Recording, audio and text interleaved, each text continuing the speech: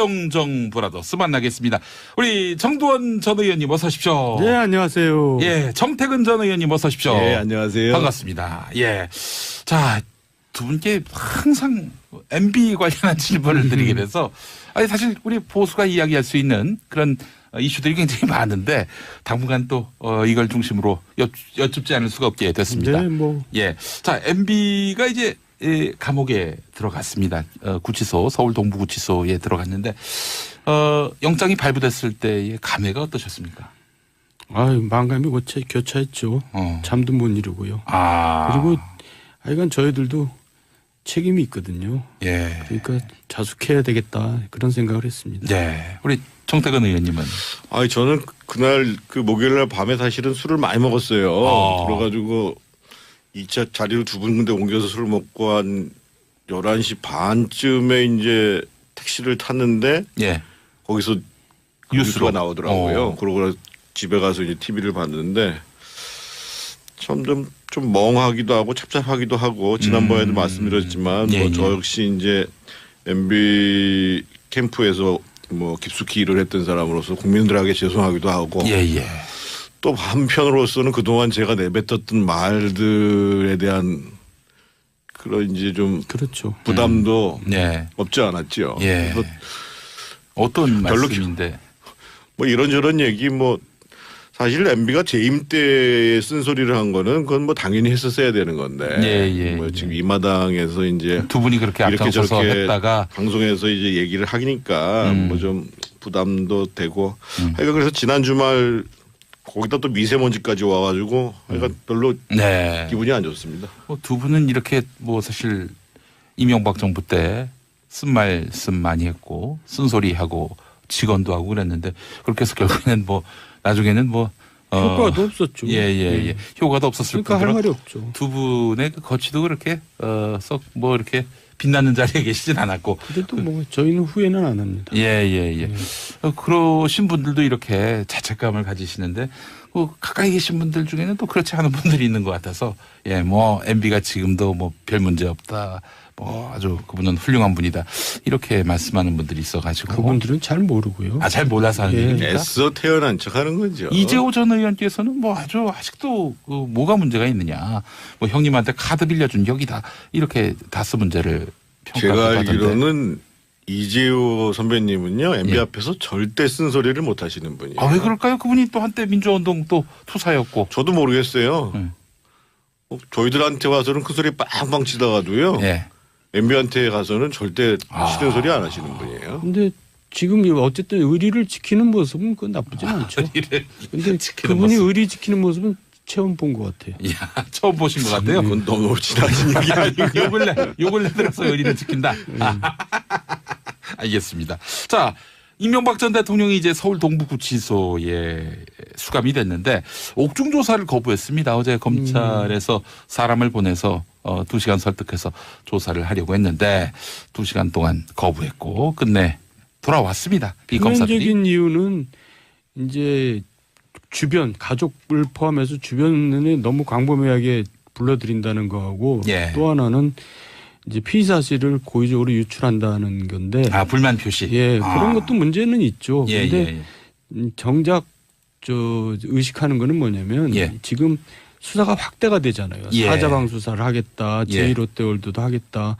또 노무현 전 대통령에 대한 사찰도 하겠다. 이러니까 추가 수사에 대한 거부라고 봐야죠. 아니 근데 이 옥중 조사 때는 변호인이 입회를 안 합니까? 변호인 입회를 하죠. 안 합니까? 원하면 입회하겠죠. 네. 근데 그런 측면도 있을 거고요. 지금 MB 입장에서 보면 자기가 이제 진술을 번복할 것이 아닌데 추가적인 조사에 대해서 진술을 하게 되면 오히려 이제 스텝이 꼬일 수 있잖아요. 그래서 이제 기소가 된 다음에 그러면 이제 변호인도 사건 기록을 다 보고 거기서 이제 어떻게 대응할 것인가를 이제 판단을 하는 게 낫다고 생각해서 만약에 조사를 해도 본인이 이제 묵비권을 행사하게 되면 조사가 안 이루어지는 거니까요. 그래서 아마 처음에 변호인이 그러니까 뭐 조사에 응할 것이다고 얘기한 게 이제 MB하고 충분히 상의가 안 된 거, 본인하고 충분히 상의가 안 된 게 아닌가 싶어요. 애초에는 조사를 받을 것처럼 변호인이 이야기를 했는데 실상은 이제 이루어지지 않은 것이고 그거는 뭐 이명박 전 대통령과 변호인 사이에 충분한 교감이 있는 거죠. 이루어지지 일단 않은 뭐 가운데 나온 MB 말. 입장에서는 재판이 시작되기 전에 지금 대부분의 증거가 다른 사람의 증언에 의한 거거든요. 예, 그렇죠? 예. 그러니까 그 사건 기록을 보는 것이 앞 재판을 어떻게 가져가는 것이 바람직한 것에 대한 판단 근거가 되겠죠. 그런데 예. 아직까지는 사건 기록을 볼 수가 없잖아요. 네, 그렇군요.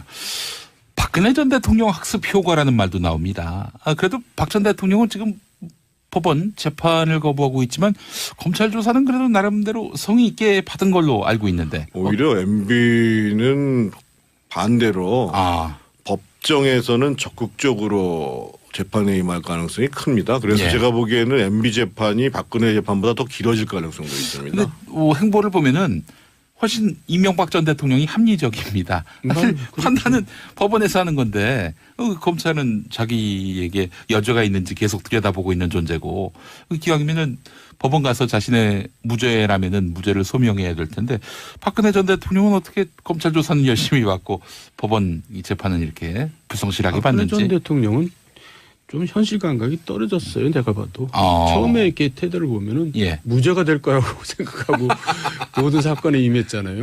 너무나 진짜 현실 감각이 떨어지는 거죠. MB는 또 학교 다닐 때 한번 조사를 받아봤잖아요. 근데 옛날에 저희 민주화운동 할 때 보면 검찰에서 막 욱박 지르고 이제 그 전에 뭐 실제로 뭐 심하게 이제 뭐 고문 같은 것도 하고 그러니까 어거지로 인정해 주는 척 하다가 주로 이제 법정 가가지고 법정 투쟁을 하죠. 그렇군요. 뭐 경험자로서 노련하게 지금 검찰 수사를 대응하고 있는 건지 알겠습니다. 검찰 조사는 보이콧하고 대신 옥중 메시지를 남겼는데 천안함 8주기 때 추모를 했어요. 옥중 정치를 시작한 것 아닌가 이렇게 보는 시각도 있던데 어떻게 생각하십니까? 옥중 정치죠. 그러니까 이제 뭔가 보수의 뭐 그 지지 내지는 결집을 바라는 건데 과연 그게 성공할까요? 저는 그건 아닌 것 같은데 그건 조금 판단 미스라고 생각하는데 저는 일말의 진실도 있다고 봐요. 어쨌든 천안함 사건이 이제 당신의 재임 기간 동안에 벌어졌고 그래서 이제 상당히 그 충격적으로 받아들였고 구체 의식이 있다. 그래서 이제 연평도 때는 우리 그럼 비행기라도 한번 가서 공격해야 되는 거 아니냐 뭐 이런 얘기가 나올 정도로 뭐 그런 측면도 있는데 저는 이제 그런 식의 메시지를 내보내는 것보다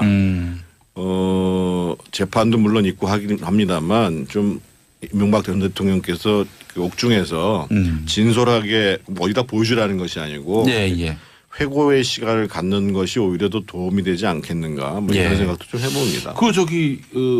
수감되기 전에 육필로 쓴 어떤 뭐 소회 이건 어떤 경위로 작성된 겁니까? 본인이 직접 쓰겠죠. 그거는 어떤 의도가 있는 거라고 봐야 되는 건지. 뭐 어쨌든 한 시대에 이제 역사적인 사건이니까 본인도 뭔가를 기록을 남기고 싶겠죠. 근데 이제 거기서 다만 아쉬운 거는 국민들에 대한 코멘트는 하나도 없었다는 거죠. 뭐 주변 가족 뭐 이렇게 본인 이랬고 그게 이제 아쉽죠.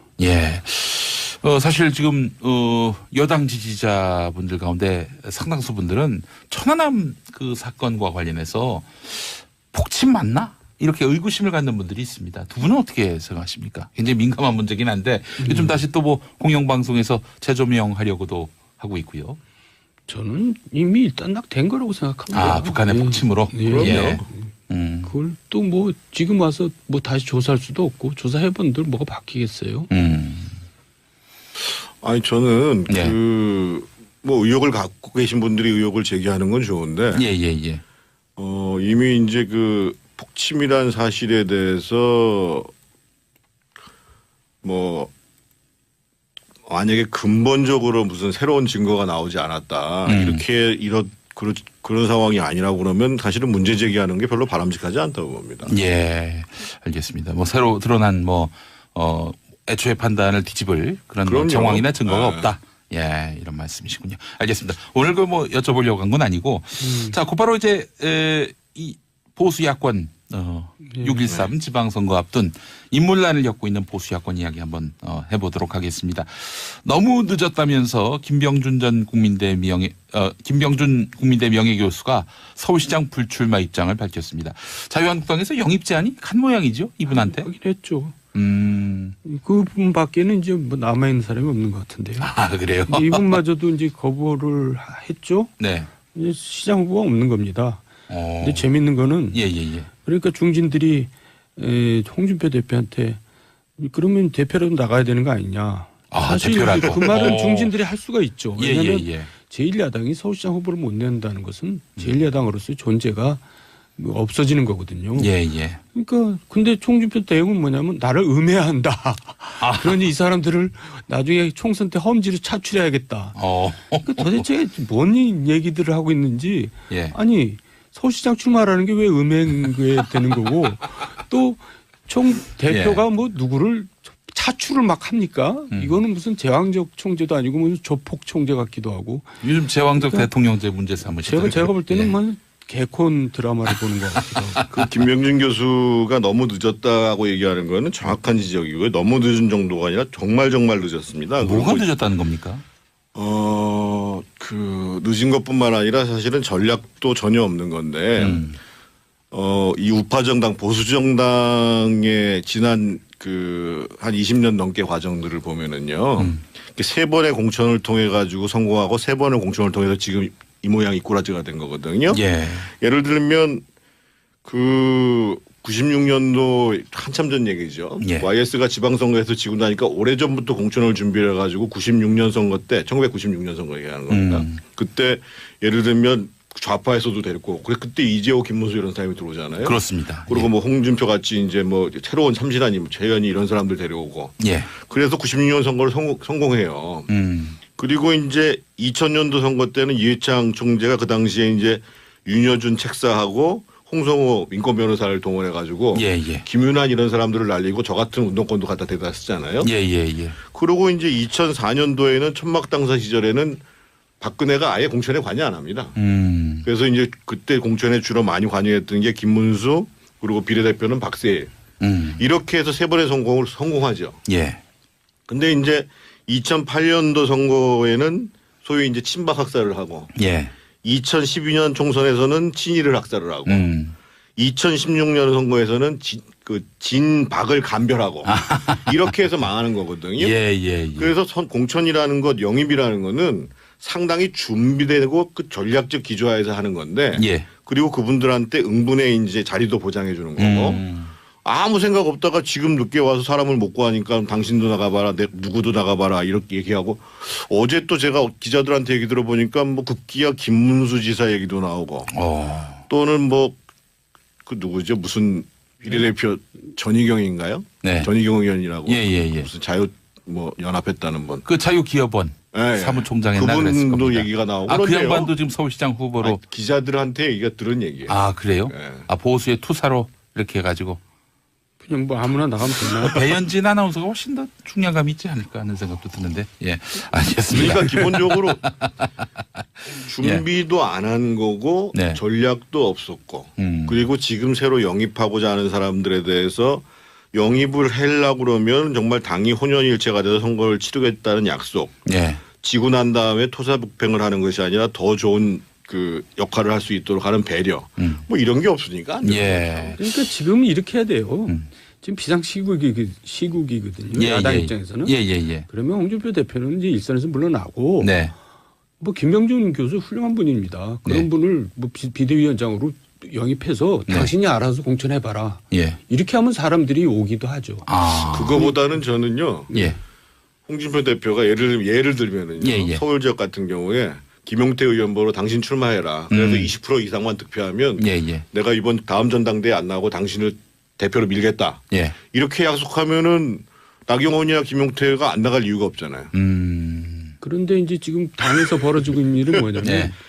뭐 국회의원은 물론이고 원외위원장들을 이제 선출하는데 예. 자기 사람이라면은 구의원에서 5등으로 떨어진 사람들 데려다 쓰는 사람. 그러니까 장을 이제 사당화 만들고 있는 지금 거죠. 아주 중요한 지적하셨는데 홍준표 대표는 지방선거에서 현재 그 배색이 짙은 상황임에도 불구하고 선거 결과와 무관하게 계속 대표직을 수행하겠다라는 의지를 보이고 있어요. 용렬한 거죠. 네. 그 공인으로서 자세가 아닌 거죠. 그래서 사실은 김수민 평론가라고 출연하는 분 얘기가 이렇습니다. 지금 막 오세훈, 뭐 황교안 그리고 뭐 홍정욱 이런 분들을 보고 들어와라 이러면서 이분들이 다 거부하고 있는데 이분들이 행여나 자유한국당의 차기 리더십에 못 들어오게 하려고 그냥 마구잡이로 영입 제안한 거 아니냐. 그래서 그분들이 이제 말하자면은 지금 거부를 했단 말이죠. 다음에 그 지도부로 들어오려고 하면 아니 그때는 당이 어려울 때 서울시장 후보로 영입 제안했는데 그걸 거절했으면서 지금 무슨 면목으로 들어오려고 하느냐. 이런 명분을 만들기 위한 거 아니냐라고 뭐 농담을 섞어서 얘기했었는데 지금도 인재를 영입할 수 있는 방법은 있어요. 예. 본인들이 희생할 각오가 안 돼 있으니까 그렇지. 예를 들면 말이에요. 네. 자유한국당이나 바른미래당이 지금 서울에서 지금 구청장 후보를 못 구하고 있잖아요. 예. 아마 저 같았으면 이럴 거예요. 예. 자유한국당 입장에서 보면 이번에 강북에서 구청장으로 출마를 하면 예. 그래서 괜찮은 성적을 뭐 낙선하더라도 괜찮은 성적을 하면 앞으로 강남에 있는 강남, 서초, 송파 이런 지역에 예. 차기 총선에서 현역 의원과 1대1로 경선을 붙여주겠다. 네. 그러면은 안 들어올 이유가 없잖아요. 지금 자유한국당의 강남 서초 의원이 누군지도 잘 몰라요. 존재감이 없죠. 예. 그래서 무조건 날리겠다는 것도 아니고 네. 그런 지역에 1대1로 경선을 시켜주겠다. 그리고 이제 신인으로서의 배려해 주겠다. 예. 그러면 이번에 비록 희생을 하더라도 다음에 공간이 생기니까. 예. 그래서 젊고 참신한 사람들을 발굴을 하는 거죠. 저희가 지금 이제 저는 정치권이 보수당도 마찬가지 뭐 좌파도 우파도 다 말 거 없이 예. 좀 그 새로운 인물들을 리크루트해야 되거든요. 예. 그런데 기업에서는 정말 인재를 돌리기 위해 가지고 돈을 주고 하면서 헤드헌터라고 그래서 그렇죠. 예. 하잖아요. 예. 그런데 정치권에서는 좀 이상해요. 아무래도 이러다 보니까 사당화라는 얘기가 안 나올 수 없는 거예요. 예. 분명합니다. 그저 안철수 전 대표는 지금 바른미래당의 인재영입위원장으로 복귀를 했는데 지금 하고 있는 행보 어떻게 평가하십니까? 좀 이해가 안 가죠? 제 1호로 영입한 사람이면 그래도 야 누군가가 그래야 되는데 아무도 모르는 사람을 1호로 영입했어요. 그러니까 이건 또 뭐지? 이것도 뭐지? 예. 그리고 또 2호로 영입한 사람들이 자유한국당에서 공천 탈락한 사람들이 주로 뭐 이제 그쪽으로 갔다는데 예. 그러니까는 무슨 이삭죽기냐 뭐 또 분리수거냐 뭐 이런 또 막말까지 나오던데. 예. 그러니까 안철수 위원장 되게 실망이에요. 실망입니다. 예. 성대모사를 제가 해봤습니다만. 근데 안철수 위원장만 실망인 게 아니고요. 예. 바른미래당 전체가 저는 지금 이제 핵심을 못 짚고 있다고 생각하는데 예를 들면 지금 서울시장 선거를 나가겠다고 생각을 하면 예. 지난 토요일 저녁부터 시작해가지고요. 예. 지금 서울의 미세먼지가 얼마나 심각했었어요. 그렇습니다. 예. 박원순 시장이 미세먼지 가지고 뭐 이런저런 얘기했지만 다 실패했잖아요. 예. 심지어는 그 미세먼지가 그렇게 심각해지는 일요일 날 오후까지도 소각장 가도 서울에 4개의 소각장이 있거든요. 예. 그 가동률을 줄이지를 않았어요. 예. 그러면은 바른미래당이든 자유한국당이 됐든 이럴 때 사실은 원전 문제 제기를 하면서 우리는 원전은 유지를 하면서 석탄 화학 발전소 다 줄여버리겠다. 예. 그리고 서울 시내 소각장 이런 거 다 줄이겠다 하면서 본인 온 국민이 지금 관심 갖고 있는 쟁점에 대해서 이 자신들의 색깔에 맞는 정책을 가지고 쟁점화 시켜낼 수 있는 고민들을 해야 되는데 예. 제가 보기에는 이번에 아마 미세먼지 가지고 붙었으면 전 국민들이 깜짝 놀랐을 거거든요. 정말 너무 저도 목이 아플 정도였으니까요. 예. 그러니까 기본적으로 해야 될 거를 안 하는 거예요. 예. 보수 정당들이. 이슈도 지금 선전 못하고 있다. 그러니까요. 예, 이런 지적이시고요. 예. 자, 짧게 이제 하나 더 여쭤보려고 하는데 개헌. 지금 공이 이제 국회로 넘어왔습니다. 청와대에서. 자, 두 분 보시기에 여야 합의 가능할까요? 5월 4일 정도가 아마 마지노선이 될 것 같은데 말이죠. 6월 13일 날 그러니까 선거하려면. 예. 문재인 대통령 안 되는 줄 알면서 대통령안을 제안을 했는데 예. 안 되죠. 그러면 이제 5월 초까지만 국회에서 합의하면 내가 처리하겠다 했는데 국회 합의가 안 되죠. 예. 왜냐하면 권력구조 개편에서 국회 사당은 총리 추천제든 총리 선출제든 제시할 거고 예. 민주당은 이제 대통령제로 고소할 거고 그러니까 결국 합의가 안 될 겁니다. 그럼에도 불구하고 청와대에서 이렇게 개헌 일정을 어떻게든 마련하려고 하는 이유는 뭐라고 보세요? 그건 지방선거용이죠. 근데 저는 두 가지를 말씀드리고 싶은데요. 예. 개헌이 되려면 지금 청와대 안을 철회하는 것이 개헌을 촉진시키는 방법이라고 생각하거든요. 이미 충분한 문제 제기는 했어요. 예. 이미 정세균 국회의장만 해도 어제 이제 개헌 논의가 국회에서 시작된다고 하니까는 6월 전에 합의를 보고 6월 뒤에 투표. 예. 하는 걸로 지금 먼저 안을 제기했거든요. 예, 그러니까 예. 지방선거 동시투표 문제는 이미 여권에서 포기한 거거든요. 그래서 제가 말씀드리고 싶은 건 두 가지가 뭐냐면 정말 개헌하실 생각이 있다면 첫 번째로는 민주당에 대해 개헌 협상에 정권을 줘야 됩니다. 지금 현재 쟁점이 되고 있는 총리 추천제를 포함해 가지고 지금 예. 핵심 문제가 이제 권력구조 개편 문제, 예. 소위 이제 권력기관 개혁 문제, 그다음에 선거제도 개혁 문제, 국민투표 시기 문제인데 이미 국민투표 시기 문제는 국회의장부터가 이렇게 나왔잖아요. 예. 그래서 뭐 총리 추천이든 검사영장이든 이런 문제에 대해서 여당이 능동적으로 협상할 수 있는 권한을 줘야 국회 합의안이 만들어진다. 이게 첫 번째고요. 예. 두 번째로는 문재인 정부는 노무현 정부로부터 배워야 합니다. 노무현 대통령이 취임 초에 국회 연설을 하시면서 네. 한 정당이 특정 지역에서 3분의 1을 독점하지 않는 선거법을 합의해 주신다고 하면 예. 지금 이 상태에서도 다수당에서 총리를 추천받도록 하겠습니다. 그리고 그분한테 재청권을 행사하도록 하겠습니다. 예. 이 얘기는 무슨 얘기냐면 예. 현행 헌법 하에서도 총리 추천제가 가능하고 그거를 대통령이 이렇게 운영하면 된다는 겁니다. 예. 그거를 노무현 대통령이 몸소 보여줬고 예. 실제로 그래서 그 노무현 대통령 같은 경우는 상당히 분권형에 대한 의지가 강했던 분이죠. 근데 한나라당은 왜 그때 반대했습니까? 한나라당 자기들이 집권할 줄 알았습니다. 그래서 예. 저는 지금도 청와대에서 예. 문재인 정부가 노무현 대통령이 생각했던 것을 고민하면서 무조건 총리 추천제 안 된다. 예. 그러면 어떻게 협상을 하냐 말이에요. 예. 그래서 제가 딱 두 가지 말씀드린 거 민주당에다 맡기고 그리고 노무현 정신을 한번 대사를 보는 것. 예. 이게 저는 개헌의 지름길이라고 생각합니다. 뭐 좋은 얘기네요. 예. 갑자기 선글라스를 끼셨습니다. 이제 갈 시간이 된 것 같아요. 다 준비하셨군요. 예. 자, 개헌에 대해서 우리. 예. 저는 어쨌든 지방선거용이라는 성격이 있다고 보고요. 네. 이제 그거 말고는 지지자를 안 결집할 목적. 될 줄 알면서 밀어붙이는 거는 결국 개헌 의지가 없다고 저는 봅니다. 대통령이 솔직히 예. 말해서. 예. 그래서 그 부분에 대해서는 좀 비판을 하고 싶은 생각인데 예. 이제 어쨌든 우리나라 개헌은 이제 끝났다고 저는 우리나라 개헌은 끝났다. 종쳤다 이렇게 생각합니다. 왜 그렇게 보시죠? 약속에 저하고 내게 됩니다. 지방선거에서 지고 나니까 오래전부터 공천을 준비해 가지고 96년 선거 때 1996년 선거 얘기하는 겁니다. 그때 예를 들면 좌파에서도 데리고 그때 이재호, 김문수 이런 사람이 들어오잖아요. 그렇습니다. 그리고 뭐 홍준표 같이 이제 뭐 새로운 참신한 최현희 이런 사람들 데려오고. 예. 그래서 96년 선거를 성공해요.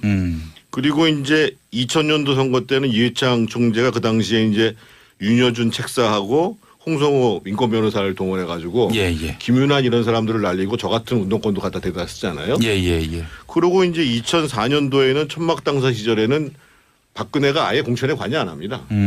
그래서 이제 그때 공천에 주로 많이 관여했던 게 김문수 그리고 비례대표는 박세일. 이렇게 해서 세 번의 성공하죠. 예. 근데 이제 2008년도 선거에는 소위 이제 친박 학살을 하고 예. 2012년 총선에서는 친일을 학살을 하고 2016년 선거에서는 진박을 간별하고 이렇게 해서 망하는 거거든요. 예. 그래서 공천이라는 것 영입이라는 거는 상당히 준비되고 그 전략적 기조하에서 하는 건데 예. 그리고 그분들한테 응분의 이제 자리도 보장해 주는 거고 아무 생각 없다가 지금 늦게 와서 사람을 못 구하니까 당신도 나가봐라 누구도 나가봐라 이렇게 얘기하고 어제 또 제가 기자들한테 얘기 들어보니까 뭐 급기야 김문수 지사 얘기도 나오고 또는 뭐 그 누구죠 무슨 비례대표 전희경인가요? 네. 전희경 의원이라고 예. 무슨 자유 뭐 연합했다는 분. 그 자유기업원 사무총장 했나 그랬을 겁니다. 그분도 얘기가 나오고 그 그런데요. 양반도 지금 서울시장 후보로. 기자들한테 얘기가 들은 얘기예요. 그래요? 네. 보수의 투사로 이렇게 해가지고. 그냥 뭐 아무나 나가면 되나? 배현진 아나운서가 훨씬 더 중량감이 있지 않을까 하는 생각도 드는데. 예, 알겠습니다. 그러니까 기본적으로 준비도 안 한 거고 네. 전략도 없었고 그리고 지금 새로 영입하고자 하는 사람들에 대해서 영입을 하려고 그러면 정말 당이 혼연일체가 돼서 선거를 치르겠다는 약속. 예. 지고 난 다음에 토사북팽을 하는 것이 아니라 더 좋은 그 역할을 할 수 있도록 하는 배려. 뭐 이런 게 없으니까. 안 되는 예. 그러니까 지금 이렇게 해야 돼요. 지금 비상시국이거든요. 예, 야당 예. 입장에서는. 예. 그러면 홍준표 대표는 이제 일선에서 물러나고 네. 뭐 김병준 교수 훌륭한 분입니다. 그런 네. 분을 뭐 비대위원장으로 영입해서 네. 당신이 알아서 공천해봐라. 예. 이렇게 하면 사람들이 오기도 하죠. 아. 그거보다는 저는요. 예. 홍준표 대표가 예를 들면은요. 예. 서울 지역 같은 경우에 김용태 의원 보러 당신 출마해라. 그래서 20% 이상만 득표하면 예. 내가 이번 다음 전당대회 안 나오고 당신을 대표로 밀겠다. 예. 이렇게 약속하면은 나경원이나 김용태가 안 나갈 이유가 없잖아요. 그런데 이제 지금 당에서 벌어지고 있는 일은 뭐냐면 네. 뭐 국회의원은 물론이고 원외위원장들을 이제 선출하는데 예. 자기 사람이라면은 구의원에서 5등으로 떨어진 사람들 데려다 쓰는 사람. 그러니까 장을 이제 사당화 만들고 있는 지금 뭐 아주 중요한 지적하셨는데 홍준표 대표는 지방선거에서 현재 그 배색이 짙은 상황임에도 불구하고 선거 결과와 무관하게 계속 대표직을 수행하겠다라는 의지를 보이고 있어요. 용렬한 거죠. 네. 그러니까 공인으로서 자세가 아닌 거죠. 그래서 사실은 저 김수민 평론가라고 저 출연하는 분 얘기가 이렇습니다. 지금 막 오세훈, 뭐 황교안 그리고 뭐 홍정욱 이런 분들을 보고 들어와라 이러면서 이분들이 다 거부하고 있는데 이분들이 행여나 자유한국당의 차기 리더십에 못 들어오게 하려고 그냥 마구잡이로 영입 제안한 거 아니냐. 그래서 그분들이 이제 말하자면은 지금 거부를 했단 말이죠. 저는 이제 그런 식의 메시지를 내보내는 것보다 재판도 물론 있고 하긴 합니다만 좀 이명박 전 대통령께서 그 옥중에서 진솔하게 뭐 어디다 보여주라는 것이 아니고 예. 회고의 시간을 갖는 것이 오히려 더 도움이 되지 않겠는가 뭐 이런 생각도 좀 해봅니다. 그 저기 수감되기 전에 육필로 쓴 어떤 뭐 소회 네. 이건 어떤 경위로 작성된 겁니까? 본인이 직접 쓰겠죠. 그거는 어떤 의도가 있는 거라고 봐야 되는 건지. 뭐 어쨌든 한 시대에 이제 역사적인 사건이니까 예. 본인도 뭔가를 기록을 남기고 싶겠죠. 음. 근데 이제 거기서 다만 아쉬운 거는 네. 국민들에 대한 저 코멘트는 하나도 없었다는 거죠. 뭐 주변 가족 뭐 예. 이렇게 본인 이랬고 네. 그게 이제 아쉽죠. 예. 사실 지금 여당 지지자분들 가운데 상당수 분들은 천안함 그 사건과 관련해서 폭침 맞나? 이렇게 의구심을 갖는 분들이 있습니다. 두 분은 어떻게 생각하십니까? 굉장히 민감한 문제긴 한데 요즘 다시 또 뭐 공영방송에서 재조명하려고도 하고 있고요. 저는 이미 일단 된 거라고 생각합니다. 북한의 폭침으로? 예. 예. 그걸 또 뭐 지금 와서 뭐 다시 조사할 수도 없고 조사해본들 뭐가 바뀌겠어요. 아니 저는 네. 뭐 의혹을 갖고 계신 분들이 의혹을 제기하는 건 좋은데 예. 이미 이제 그 폭침이란 사실에 대해서 뭐 만약에 근본적으로 무슨 새로운 증거가 나오지 않았다 그런 상황이 아니라고 그러면 사실은 문제 제기하는 게 별로 바람직하지 않다고 봅니다. 예, 알겠습니다. 뭐 새로 드러난 애초에 판단을 뒤집을 그런 뭐 정황이나 증거가 없다. 예, 이런 말씀이시군요. 알겠습니다. 오늘 그 뭐 여쭤보려고 한 건 아니고 자, 곧바로 이제 이 보수 야권 6.13 지방선거 앞둔 인물난을 겪고 있는 보수 야권 이야기 한번 해보도록 하겠습니다. 너무 늦었다면서 김병준 국민대 명예교수가 서울시장 불출마 입장을 밝혔습니다. 자유한국당에서 영입 제안이 간 모양이죠, 이분한테. 하긴 했죠. 그분밖에는 이제 뭐 남아 있는 사람이 없는 것 같은데요. 그래요? 이분마저도 이제 거부를 했죠. 네. 이제 시장 후보가 없는 겁니다. 근데 재밌는 거는 예. 그러니까 중진들이 홍준표 대표한테 그러면 대표라도 나가야 되는 거 아니냐. 사실 대표라도. 그 말은 중진들이 할 수가 있죠. 왜냐하면 예. 제1야당이 서울시장 후보를 못 낸다는 것은 제1야당으로서의 존재가 없어지는 거거든요. 예, 예. 그러니까 근데 총주표 내용은 뭐냐면 나를 음해한다. 그러니 이 사람들을 나중에 총선 때 험지로 차출해야겠다. 그러니까 도대체 뭔 얘기들을 하고 있는지. 예. 아니 서울시장 출마라는 게 왜 음해에 되는 거고 또 총 대표가 뭐 누구를 차출을 막 합니까? 이거는 무슨 제왕적 총재도 아니고 무슨 조폭 총재 같기도 하고. 요즘 제왕적 그러니까 대통령제 문제 삼으시죠. 제가 볼 때는 예. 뭐 개콘 드라마를 보는 것 같기도 하고. 그 김명준 교수가 너무 늦었다고 얘기하는 거는 정확한 지적이고요. 너무 늦은 정도가 아니라 정말 늦었습니다. 뭐가 늦었다는 겁니까? 그 늦은 것뿐만 아니라 사실은 전략도 전혀 없는 건데, 이 우파 정당 보수 정당의 지난 그 한 20년 넘게 과정들을 보면은요, 세 번의 공천을 통해 가지고 성공하고 세 번의 공천을 통해서 지금 이 모양 이 꼬라지가 된 거거든요. 예. 예를 들면 그 96년도 한참 전 얘기죠. 예. YS가 정정 브라더스 만나겠습니다. 우리 정두원 전 의원님 어서 오십시오. 네, 안녕하세요. 예, 정태근 전 의원님 어서 오십시오. 네, 안녕하세요. 반갑습니다. 예. 자, 두 분께 항상 MB 관련한 질문을 드리게 돼서 아니 사실 우리 보수가 이야기할 수 있는 그런 이슈들이 굉장히 많은데 당분간 또 이걸 중심으로 여쭙지 않을 수가 없게 됐습니다. 네, 뭐. 예. 자, MB가 이제 감옥에 들어갔습니다. 구치소, 서울 동부구치소에 들어갔는데 영장이 발부됐을 때의 감회가 어떠셨습니까? 아유, 만감이 교차했죠. 잠도 못 이루고요. 그리고 하여간 저희들도 책임이 있거든요. 예. 그러니까 자숙해야 되겠다 그런 생각을 했습니다. 네. 우리 정태근 의원님은? 아니 저는 그날 그 목요일날 밤에 사실은 술을 많이 먹었어요. 그래가지고 2차 자리로 두 군데 옮겨서 술을 먹고 한 11시 반쯤에 이제 택시를 탔는데 예. 거기서 뉴스가 나오더라고요. 그러고 집에 가서 이제 TV를 봤는데 점점 좀 멍하기도 하고 답답하기도 하고 지난번에도 말씀드렸지만 예, 뭐 저 역시 이제 MB 캠프에서 뭐 깊숙이 일을 했던 사람으로서 국민들에게 죄송하기도 하고 예. 또 한편으로서는 그동안 제가 내뱉었던 말들에 대한 그런 이제 좀 그렇죠. 부담도 네. 없지 않았죠. 예. 어떤 별로 말씀인데?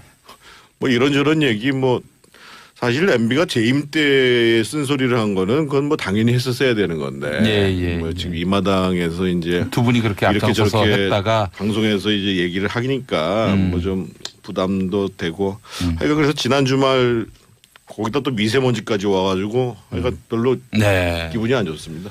두 분은 이렇게 뭐 사실 이명박 정부 때 쓴말씀 많이 했고 쓴소리하고 직언도 하고 그랬는데 그렇게 해서 결국에는 뭐 나중에는 뭐 효과도 없었죠. 예. 효과도 없었을 그러니까 할 뿐더러 말이 없죠. 두 분의 그 거취도 그렇게 썩 뭐 이렇게 빛나는 자리에 계시진 않았고. 그래도 뭐 저희는 후회는 안 합니다. 예.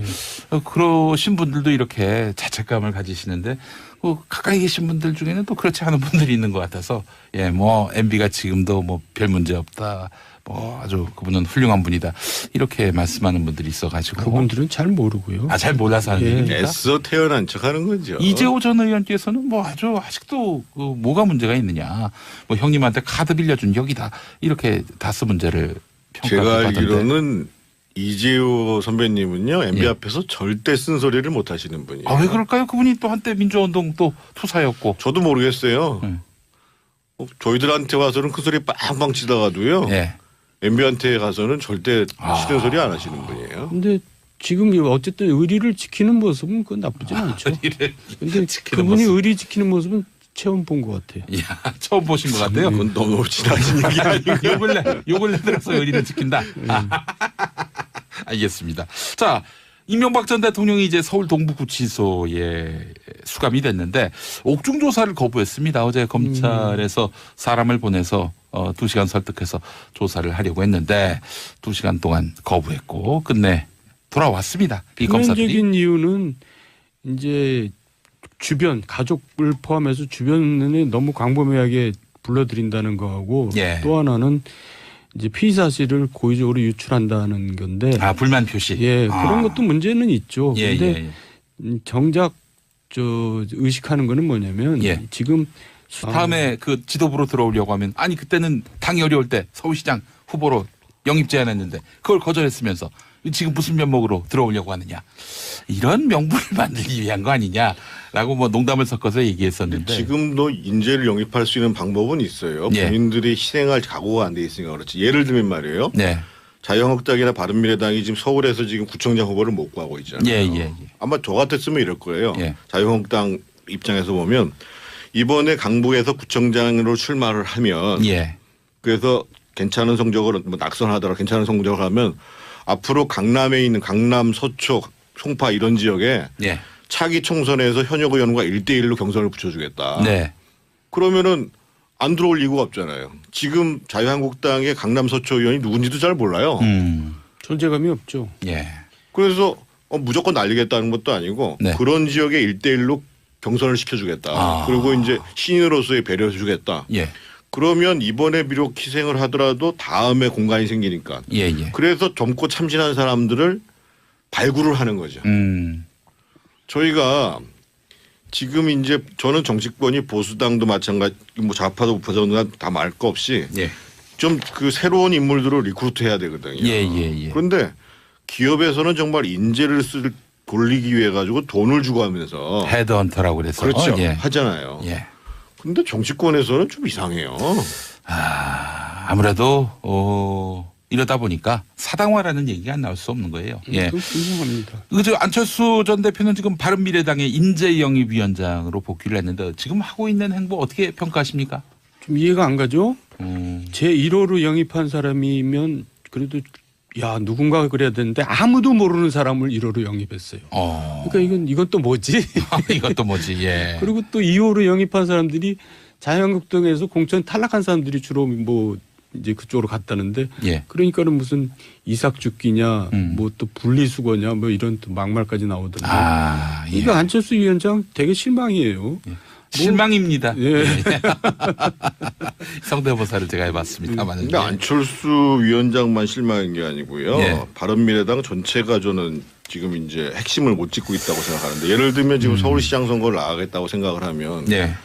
지난 토요일 저녁부터 시작해가지고요. 예. 지금 서울의 미세먼지가 얼마나 심각했었어요. 그렇습니다. 예. 박원순 시장이 미세먼지 가지고 뭐 이런저런 얘기했지만 다 실패했잖아요. 예. 심지어는 그 미세먼지가 그렇게 심각해지는 일요일 날 오후까지도 소각장 가도 서울에 4개의 소각장이 있거든요. 예. 그 가동률을 줄이지를 않았어요. 예.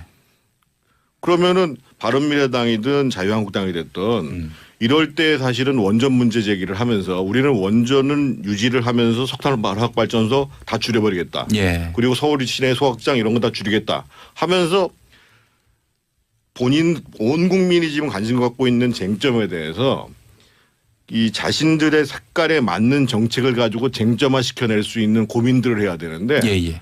제가 보기에는 이번에 아마 미세먼지 가지고 붙었으면 전 국민들이 깜짝 놀랐을 거거든요. 정말 너무 저도 목이 아플 정도였으니까요. 예. 그러니까 기본적으로 해야 될 거를 안 하는 거예요. 예. 보수 정당들이.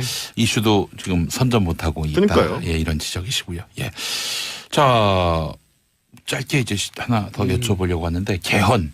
지금 공이 이제 국회로 넘어왔습니다. 청와대에서. 자, 두 분 보시기에 여야 합의 가능할까요? 5월 4일 정도가 아마 마지노선이 될 것 같은데 말이죠. 6월 13일 날 그러니까 선거하려면. 예. 지금 문재인 대통령 안사가 확대가 되잖아요. 예. 사자방 수사를 하겠다. 예. 제1롯데월드도 하겠다.